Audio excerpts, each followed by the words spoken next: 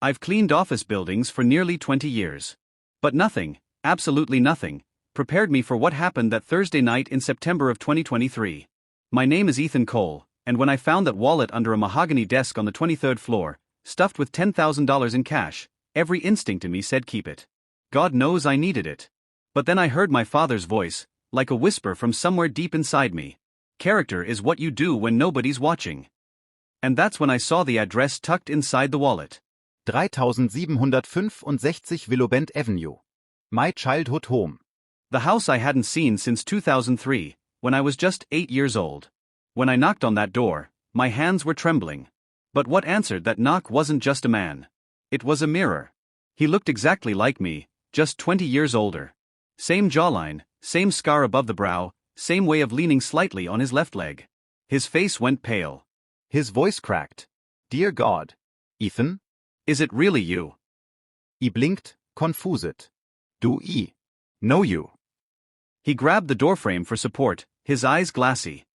I'm Caleb, your uncle. Your father's twin brother. The one Robert told everyone was dead. The wallet slipped from my hand. The sound of it hitting the porch felt like thunder. Because in that moment, 20 years of silence cracked open. And everything I thought I knew about my father began to unravel. I cleaned the Hawthorne Financial Building in downtown Detroit. Every night, from 10 p.m. to 6 a.m., it's me and my cart, trash bins, paper towels, a mop, and my old headphones playing Motown to keep the silence company. After my wife Elena died of cancer in 2020, the quiet nights became my refuge. No pity looks. No forced small talk.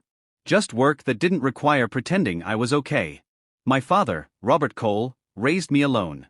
He was a locksmith, hands like stone, always smelling of oil and brass. He used to ruffle my hair before school and say, work hard. Stay honest. You'll sleep good at night. That was his gospel. He never spoke about family. Said we didn't need anyone else. And I believed him. When he died in 2018, heart attack at his workbench, I thought I'd buried the last Cole in existence. That night at work started like any other. Leftover spaghetti, co-workers talking about their lives, things that felt distant to me. Then my supervisor, Marcus, called in sick. Ethan, I need you to cover the 23rd floor tonight, he wheezed. Big meeting tomorrow morning. Make it shine. The 23rd floor was another universe. Polished marble floors, designer furniture, air that smelled like wealth. It was the kind of place that reminded me just how far I was from the world of people who left their fingerprints on glass desks instead of mop handles.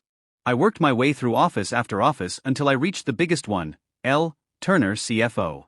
While cleaning under the desk, my mop handle hit something. A leather wallet, sleek, expensive, with gold-embossed initials, CW. Curiosity one. Inside, $10,000 in cash. No cards, no ID. Just a folded slip of paper. An address. 3765 Willowbend Avenue. For 20 minutes, I just stared at it. That address, it wasn't just familiar, it was carved into my bones. The house where my mother disappeared. The night my father told me, she's gone, Ethan. We're leaving. We never went back. And now that house was calling me. I could have kept the money, no one would ever know. But my father's words echoed again, and suddenly I knew what I had to do. Return it. Before I drove there, I made one call, to my cousin Melissa, the only extended family I knew. Melissa, I asked, was there anyone in our family with the initial CW? Her tone changed instantly. Why are you asking that? Just found something at work. A long pause. Then softly. Your father had a twin brother. Caleb. But Robert told everyone he died before you were born. Died how? Car accident. Out in California. But, my mom once said there was never an obituary. No funeral. Just Robert's word. The air left my lungs. My father, the man who preached honesty, had lied? The next morning, I drove to Willowbend Avenue. The street hadn't changed much, but the house looked like it belonged to someone who'd done very, very well in life. Fresh paint. New windows. A perfectly trimmed lawn. I hesitated, then knocked. The voice that answered sounded like my own. Coming. When the door opened, it was like looking in a time-warped mirror. Same face. Same scar. Same eyes. Ethan, he breathed. You're Robert's boy, aren't you? And you're supposed to be dead, I said. He smiled sadly. In a way, I was. He stepped aside. Come in. I believe you have something of mine. The house was beautiful, but cold. White marble, silver fixtures. No worms, no color. He handed me coffee, but my hands were too tense to hold it. I want to know everything, I said. He nodded. You deserve that. He told me about their childhood, how he and Dad were inseparable. How they married two sisters, Claire and Patricia Myers, my mom and his wife. My jaw dropped. My mother and your wife were sisters? He nodded, eyes distant. 2 years apart. We lived side by side. Our sons, you and my Nathan, played together every day. The name hit me like a flash of memory. A boy with a toy truck. Laughing. Then, nothing. Caleb's voice cracked. Nathan got sick. Leukemia. He was 3 months older than you. He died before his 5th birthday. And when he did, I fell apart. He told me about the gambling, the drinking, the debts. How my father tried to pull him back. How, one night, desperate and reckless, he stole my father's work keys to a credit union. I didn't go through with it, Caleb said. But someone else broke in that same night. My fingerprints were all over the door. He looked at me through tears. Robert saved me. Told the police I was dead. Gave me money, told me to disappear. He lost everything to keep me free. I felt the room spin. The man I'd idolized had destroyed his own name to save his brother. He told the world you died, I whispered. Caleb nodded. And I let him. Because I wasn't worth saving back then. He opened a safe behind a painting, stacks of money inside. $200,000, he said quietly. Every promotion, every bonus, I saved it to repay your father.